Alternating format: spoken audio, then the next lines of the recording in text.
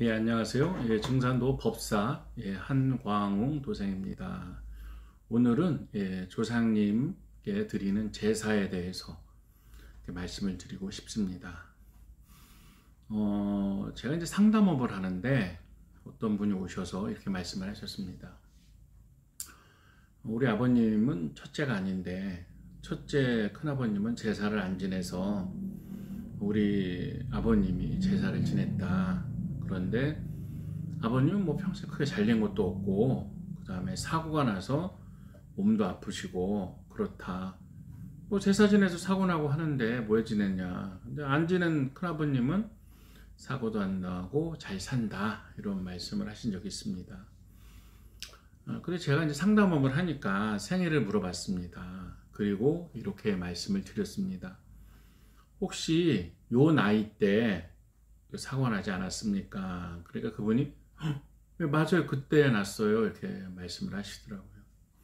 제가 뭐 이 자리는 사주 푸는 자리는 아니니까 그걸 풀지는 않겠습니다. 근데 제가 그분한테 설명을 드렸습니다. 예, 아버님은 요 대운이 안 좋고 이 년도 운이 안 좋고 또 이러이러해서 이때 사고가 나는 건데 정말 제가 볼 때는 조상님 제사를 그래도 드려서 복을 받아서 돌아가시지 않고 목숨을 잘 건지시고 그나마 다행이다 이렇게 말씀을 드렸습니다. 그분은 뭐 이렇게 생각하겠죠. 아예 그런 일이 없으면 더 좋지 않나. 근데 상제님의 도전 말씀을 보면 큰 화를 작은 화로서 막는다 이런 말씀이 있습니다. 사람은 전생이 있고 그 다음에 자기 업보가 있고 자기 집안에 적신이 있고 합니다. 그래서 자기가 받아야 될 것은 다 받는 것입니다.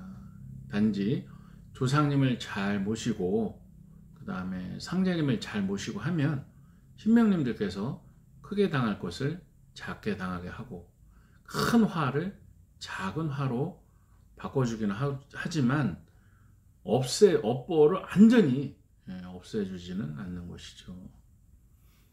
자기가 감당할 몫이 있다 이러시는 것입니다. 예를 들어서 제가 참 감명 깊게 본 구절이기도 합니다.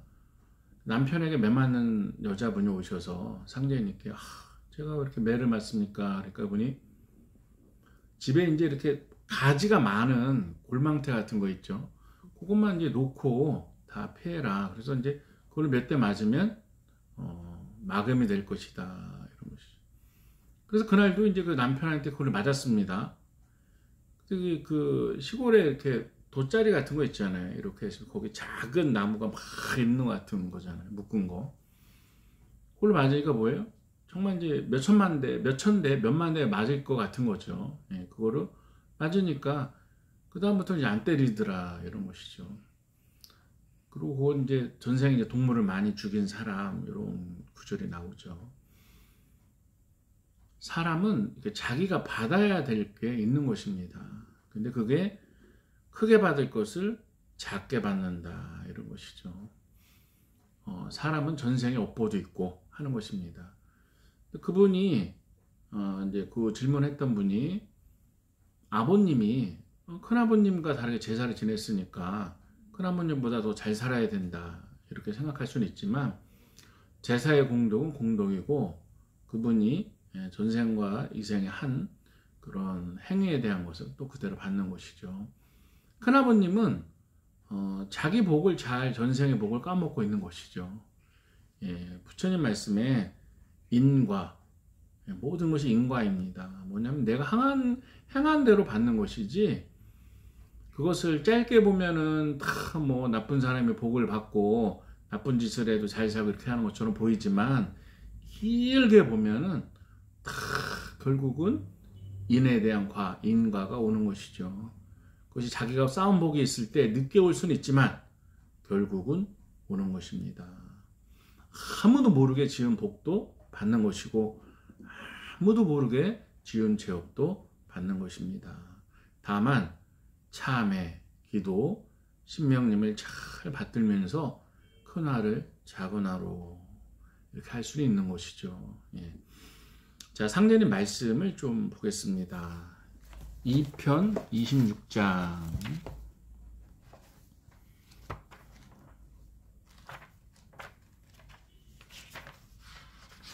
2편 26장에 보시면 상제님께서 말씀하시기를 이때는 원시반복하는 시대라 혈통줄이 바로 잡히는 때니 환부욕조하는 자와 황골하는 자는 다 죽으리라 하시고 이어 말씀하시기를 나도 당군의 자손이니라 하시니라.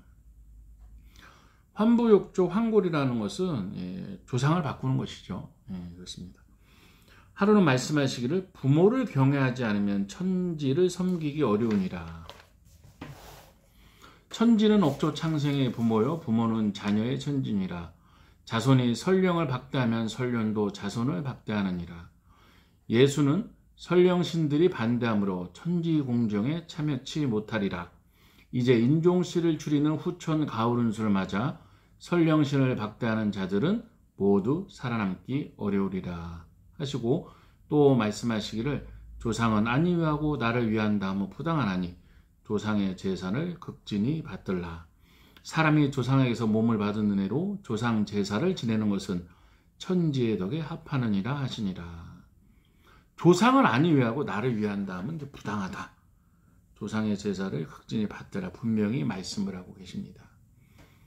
그러니까 내 뿌리는 조상이고 조상을 통하지 않고 조상을 위하지 않고 뭐 상제님을 뭐 믿는다 모신다 하나님을 모신다 뭐 당군님을 모신다 다 부당하다. 그렇지 않다. 이치가 그렇다는 뜻이죠. 그러니까 조상님을 빼고서 뭐 신을 믿는다. 뭐 조상님을 빼고 부처를 믿는다. 조상님을 빼고 어떠한 존재를 믿는다. 이게 다 부당하다. 이런 것이죠. 그리고 또 이런 것도 있습니다. 한 여자 손님이 오셔서 자기는 꿈에 아버지만 나타나면 사고가 납니다. 돌아가신 아버님이 좀 밉습니다. 이렇게 얘기를 하시더라고요. 제가 이렇게 말씀을 드렸습니다. 돌아가신 아버님이 따님이 사고가 날 것을 보시고 자꾸 조심하라고 꿈에 나타내서 경고를 주시는데 그것을 알아차리지 못하고 사고가 나고 또 방심하고 하다가 사고가 났는데 그게 어찌 아버님의 탓이겠습니까? 아버님이 꿈에 나타나서 사고가 나는 게 아니라 사고가 날 것 같으니까 아버님이 나타나서 자꾸 주의를 준 것입니다. 어찌 딸이 사고 나기를 아버지가 바라고 사고를 나겠습니까? 하고 바로 잡아준 적이 있습니다. 아까 처음에 도입부에 말씀하신 그분에게도 제가 그랬죠. 어찌 조상님이 제사를 지내주는 자손에게 복을 안 주고 사고를 나게 하고 그러겠냐. 그거는 그런 것이 아니다. 조상님 나름대로 최선을 다해서 도와주려고 하고 있는 것이다. 하고 말씀을 드렸습니다. 자, 9편 197장을 같이 보겠습니다. 제사를 모시는 마음 하고 나와 있습니다. 하루는 한 성도가 여쭈기를 오늘이 모친의 기일인데 기르던 개가 새끼를 낳았으니 제사를 지내지 말아야겠죠 하니 상제님께서 말씀하시기를 그래 지내지 마라 하시니라. 다음날 아침에 또 한 성도가 여쭈기를 오늘이 제 부친의 기일인데 아침에 아내가 출산을 하였습니다. 그래도 제사를 지내야겠지요 하거늘 상제님께서 말씀하시기를 그래 지내라 하시니라. 이에 한 성도가 여쭈기를 앞에 사람은 개가 새끼를 낳아도 제사를 지내지 마라 하시고 좀 전에 그 사람은 부인이 출산을 해서 피가 방 안에 있는데도 제사를 지내라 하십니까 하니 상제님께서 말씀하시기를 앞에 놈은 제사를 지내지 말아야겠죠 하니 지내지 말라 한 것이고 뒤에 온 놈은 아비의 제사를 지내야겠죠 하니 지내라 한 것이니라 하시니라. 자, 이게 참 저에게 많은 가르침을 주고 감동을 주는 장 중에 하나인데요. 제사를 지내야겠죠. 말부터가 뭐예요? 지내고 싶은 마음이 있는 거잖아요. 그래서 하나님이 지내라. 한 사람은 개가 새끼 낳았다고 와서 지내지 말아야겠죠? 지내지 말아야지 뭐예요? 지내기 싫다는 거잖아요. 그럼 지내지 마라. 이렇게 말씀을 하고 계시는 것입니다. 지내려고 하는 마음이 있을 때 그 마음이 중요하다는 것이죠. 내가 조상을 받들려는 마음이 중요한 것입니다. 그렇죠. 살다가 뭐 아버님이 사고가 났으니까 아유 뭐 사고가 났으니까 그래도 재산을 지내지겠죠. 이런 것도 있을 수 있지만 또 사고가 났으니까 뭐 재산에도 효과가 없네 이렇게 생각할 수도 있는 것이죠. 그렇지만 바르게 이해하고 바르게 마음을 먹는 것이 중요합니다. 그런데 치성도 있습니다. 치성은 상제님과 천지신명에게 지내는 제사와 같은 것이죠. 치성이 좀 늦었다. 두 가지 생각을 할 수가 있습니다. 늦었으니까 안 가야지. 늦었더라도 가야지. 늦더라도 가야지. 이것이죠. 어떤 마음이냐가 중요한 것이죠. 그다음에 성금도 10,000원이라도 헌성해야지. 이거랑 작은 금액이니까 하지 말아야지. 그건 다 뭐예요? 마음이다 하는 것입니다. 언제나 신명님은 또 상제님도 마음만 보시고 계시는 거잖아요. 마음을 보시는 것이죠. 내가 어떤 마음이냐가 참 중요한 것입니다. 신앙은 신명에게 내 마음을 바꾸고 내 마음을 바치는 것입니다. 내가 내 중심이 아니라 진리 중심, 상제님 말씀 중심이 참 중요한 것입니다. 내 중심대로 살려면 그건 신앙이 아니죠. 도장에서도 뭐 내 중심 그런 것이 아닙니다. 어떤 분들은 도장이 좀 언짢은 사람이 있을 수 있죠. 사람마다 다 이제 사람이 다르니까 말투가 다르고. 그래도 그건 그거고 나는 상제님 믿으니까 잘 가야지. 요거랑 난 저 사람 보기 싫어서 가지 말아야지. 그다음 뭐다? 다 자기 마음의 본심이라 이런 것이죠. 정말 신앙이란 무엇이냐? 상제님, 참 하나님, 참 미륵 부처님을 내가 만나서 조상님을 회원시키고 내 마음을 닦고 옷보를 닦고 이번에 사람을 살리는 이 큰 대도에 조상을 살리는 이 큰 대도에 참여하는 것을 감사히 생각하고 그 처음 진리를 만났을 때의 그 기쁨과 감동을 잊지 않고 항상 조상님과 상제님을 생각하고 조상님을 상제님께 인도하고 하는 것이 중요한 것입니다. 코로나 시기이고 또 여러 가지로 어려움이 있을 수 있습니다. 우리가 믿고 의지할 분은 누굽니까? 조상님이죠. 근데 조상님이 농사만 짓다 돌아가셔서 힘이 없을 수 있습니다. 도를 닦지 않은 조상님들이 많을 수도 있습니다. 이럴 때는 끊임없이 상제님이 내려주신 태울주를 읽고 또 태울주를 조상님을 통해서 읽고 기도해주고 하면 조상님들이 상제님께 가고 천상조화정보에서 우리를 지켜주시는 큰 신명님이 되시는 것입니다. 얼마 전에 이렇게 임산부가 와서 태울주를 같이 읽은 적이 있습니다. 사람들은 잘 모를 수 있죠. 하지만 상제님 말씀에도 아기가 뱃속에 있을 때는 세상 일을 안다 그렇게 말씀을 하셨죠. 그 임산부 되시는 그 여성분께서 태울주를 읽는데 뱃속에서 아기가 막 그냥 이렇게 발길질을 하고 막 태도에서 움직인다는 것이죠. 신기했다고 합니다. 아기는 아는 거죠. 태울주가 얼마나 좋은 것인지.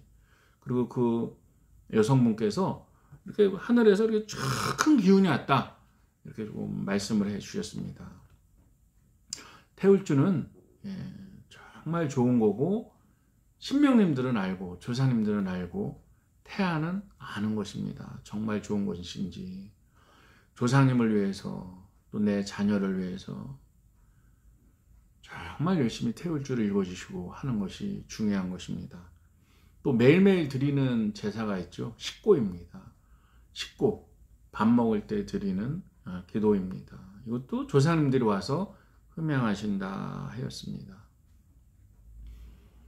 저는 신앙이라는 것은 내 마음을 닦는 것이고 내 옷보를 닦는 것이고 조상님을 회원시키는 것이고 또 내 운명을 극복하는 것이고 그렇게 생각을 합니다. 그 과정을 통해서 지혜가 열려서 그 지혜로서 세상을 살아간다. 그래서 어려움을 극복한다 이렇게 생각을 합니다. 제사를 1년 지냈다. 도장을 1년 나갔다. 2년 나갔다. 훌륭한 것이죠. 그렇지만 그만큼 닦이는 것입니다. 그만큼. 그러니까 내가 하루 일을 했다. 하루 품삯을 받는 것처럼 그만큼 닦이는 것입니다.